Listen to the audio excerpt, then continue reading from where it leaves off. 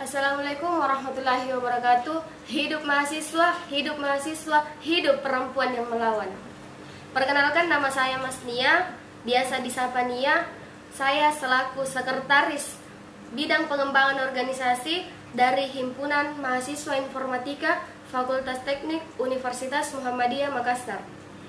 Jadi pada kesempatan kali ini kita akan membahas seputar perempuan dan kesetaraan gender. Ketika berbicara tentang perempuan, ketika dilihat definisi perempuan berdasarkan KBBI itu sendiri, itu mendeskripsikan lebih kepada biologisnya. Tetapi ketika kita berbicara tentang perempuan secara umum, kira-kira apa sih yang ada di pikiran banyak orang di luar sana? Apa kira-kira yang terstigma di pikiran orang di luar sana mengenai perempuan itu sendiri?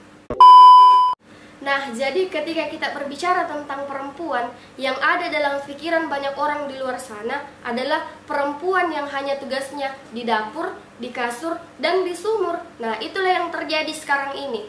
Nah, jangankan laki-laki, bahkan perempuan sekalipun masih banyak kemudian yang memiliki paradigma seperti itu. Di samping itu, sebenarnya masih banyak perempuan-perempuan hebat di luar sana.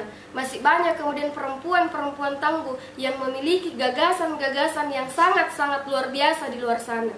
Contohnya, ketika kita belajar dari sejarah, di tokoh nasional ada Ibu R.A. Kartini yang merupakan pejuang emansipasi perempuan.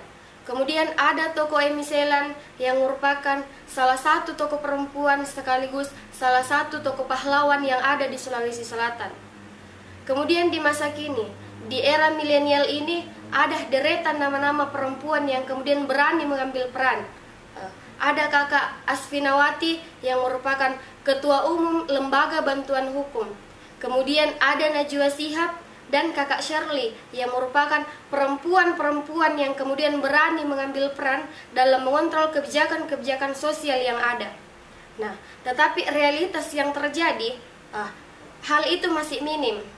Nah, yang menjadi pertanyaan, kira-kira apa sih sebenarnya yang mengakibatkan hal-hal seperti itu terjadi? Nah, jawabannya yaitu karena ruang-ruang perempuan itu kemudian didominasi oleh laki-laki. Nah, bahkan tidak sedikit kemudian perempuan di luar sana yang kadang menganggap rendah dirinya sendiri, atau yang biasa kita kenal dengan istilah insecure. Nah, kenapa kemudian saya mengatakan hal tersebut? Karena memang realita yang terjadi sekarang itu seperti itu. Nah, contoh kecilnya ketika ada perempuan-perempuan yang kemudian berani unjuk diri di depan umum, nah hal-hal yang ini justru cenderung dihindari oleh orang-orang. Mungkin ada 1-2 orang yang kemudian mengapresiasi hal tersebut, tetapi tidak sedikit juga orang yang kemudian menghindari hal ini. Nah, kemudian ketika ada perempuan yang memiliki ambisi-ambisi yang luar biasa, ambisi-ambisi yang tinggi, nah hal ini juga biasa dipandang selalu bertentangan dengan tradisi yang ada.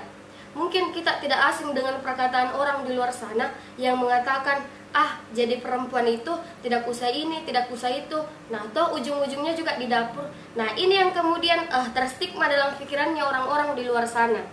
Nah, jadi sebenarnya ini merupakan tantangannya kita sebagai perempuan. Bagaimana kemudian kita sebagai perempuan itu mampu memobilisir pikiran-pikiran orang mengenai hal tersebut.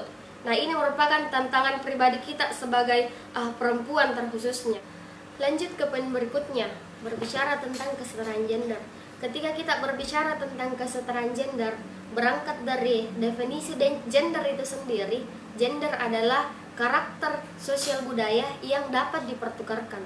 Nah, yang dimaksud dapat dipertukarkan dalam hal ini adalah peran laki-laki dan perempuan. Ketika berbicara tentang peran laki-laki dan perempuan, peran gender ini terbentuk melalui sistem nilai, baik itu sistem nilai agama, pendidikan, ekonomi, sosial budaya. Nah, contohnya dalam lingkup keluarga, seperti mengerjakan pekerjaan rumah, mengurus anak, dan mencari nafkah. Nah, peran yang seperti ini sebenarnya adalah peran yang bisa dilakukan baik laki-laki maupun perempuan, sehingga bertukar tempat tanpa menyalahi kodrat. Jadi, kesetaraan gender adalah kesamaan kondisi antara laki-laki dan perempuan. untuk memperoleh kesempatan dan hak-haknya sebagai manusia agar mampu berpartisipasi dalam bidang hukum, politik, ekonomi, maupun sosial budaya lainnya. Nah, terwujudnya kesetaraan gender ini ditandai dengan tidak adanya lagi diskriminasi antara laki-laki dengan perempuan. Untuk semuanya mampu berperan dan berpartisipasi dalam bidang apapun itu.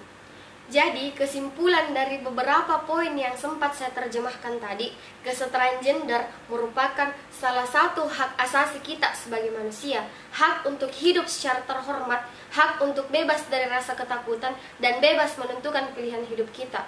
Tidak hanya diperuntukkan untuk laki-laki, tapi perempuan pun memiliki hak yang sama pada hakikatnya. Mengutip gagasan dari Malala Yousafzai yang merupakan salah satu aktivis hak-hak perempuan yang berasal dari Pakistan yang mengatakan, "We shouldn't wait for someone else to come and raise your voice.